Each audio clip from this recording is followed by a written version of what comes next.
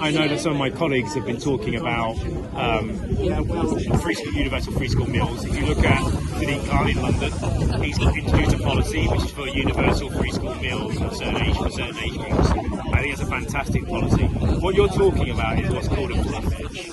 And a cliff edge is where, we know that there's been an explosion of food banks, an explosion of poverty. I know here in my own in my constituency, in some of the poorest parts of my constituency, teachers know when children are hungry, when they chew their pencils, when they chew sand. They understand that that's a sign that those children are hungry. I went to a school this week where teachers were telling me that in a poor part of my community constituency, that children who aren't entitled to free school meals, the school itself pays for their food because they can't. Children who are hungry can't concentrate.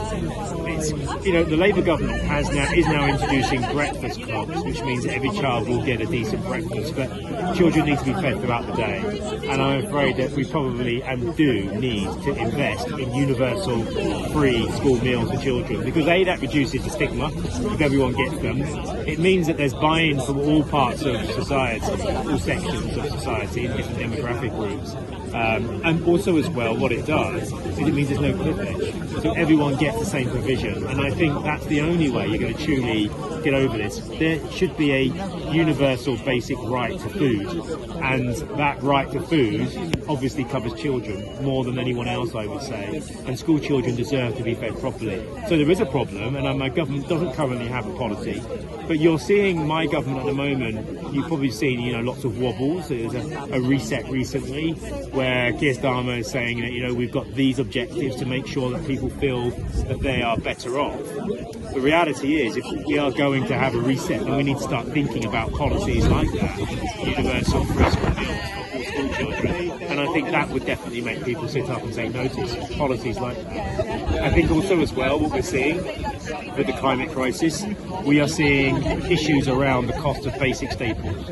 We know that big food companies, food chains, agricultural businesses and so on, some of them are profiteering from price shocks to food, and those prices don't go down. So I actually think there's also an argument for expanding this and talking about price control on food staples. And I think that's something that governments will be looking at, whether they like it or not. That's something we will be looking at in the future, and something we should consider now. Just to clarify on so there are a lot of policies that are addressing this issue of free school meals. They start from primary schools. They do not focus on elementary schools, even though that is the most developmental age. Would you say that would also be something? Universal free school meals is universal free school meals, including nursery all the way up to until they leave at 16. Would this include the non-state maintained nurseries? So I think obviously that would be I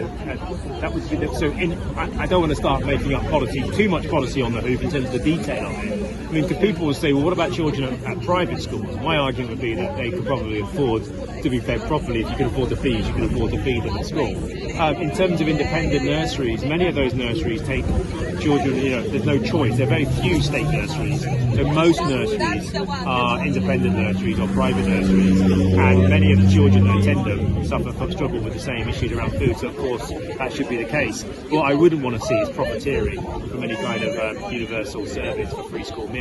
I wouldn't want to see private companies that run those nurseries skimming money from that and providing lower quality food. So that there are issues around that as well.